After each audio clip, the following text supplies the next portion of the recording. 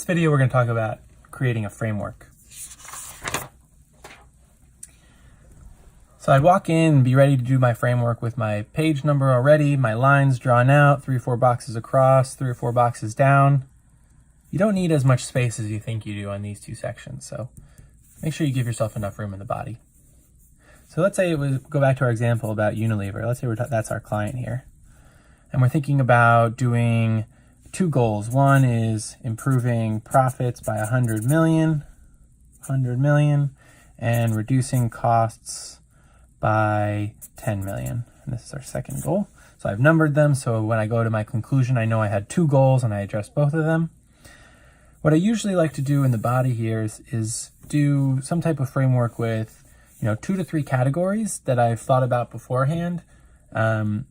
And I have a master framework in mind. That would be a framework with, several dozen ideas within each bucket. So if I'm thinking about the company, I have a huge list in my head of what could possibly go in there.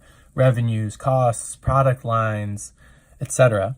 In marketplace, like external, I might have dozens of things. Like I could think about the customers, I could think about competition, I could think about external factors like government intervention. I could even think about suppliers. There's a long list of things that could be outside the company, and I have that in my head already. But let's say we're addressing this specific problem around Unilever.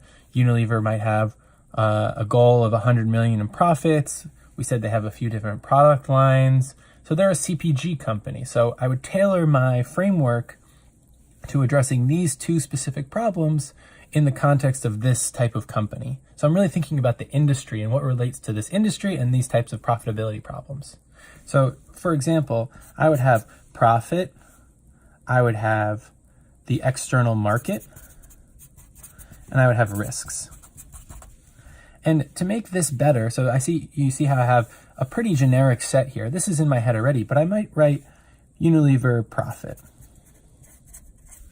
And I might have CPG marketplace. And that would make this pretty tailored. So now this is more specific to this case rather than just writing something generic like profit. Then I might continue this on. I have, profit is revenues and costs. I'm abbreviating here.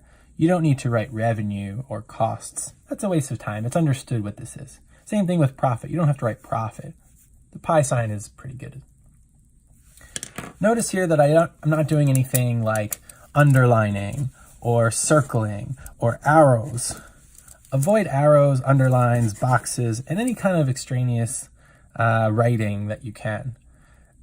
These types of extra writing marks on your page are kind of distracting and also just take extra time. You only have about 2 minutes to do your framework, so you want to keep it as tight as possible.